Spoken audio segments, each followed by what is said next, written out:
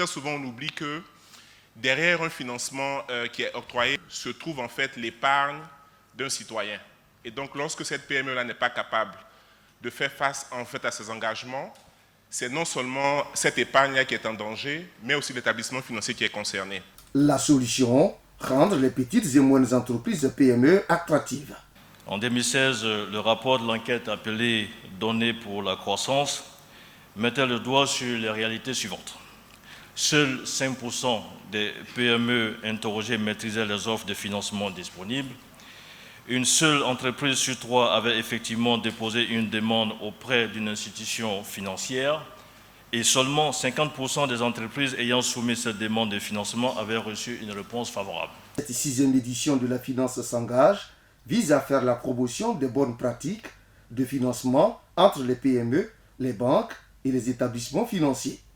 Des actions et efforts sont attendus des PME pour bénéficier à la fois de l'ensemble du dispositif mis en œuvre par l'État et également des initiatives privées telles que la finance s'engage.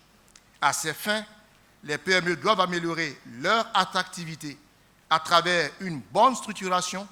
La ministre de la Culture et de la Francophonie invite les opérateurs économiques à s'intéresser au secteur des industries créatives et culturelles. C'est un secteur qui contribue vraiment à l'emploi des jeunes, en particulier. Quelques chiffres. En 2018, on considère que 20% des jeunes de la tranche d'âge de 15 à 29 ans étaient employés du secteur des ICC.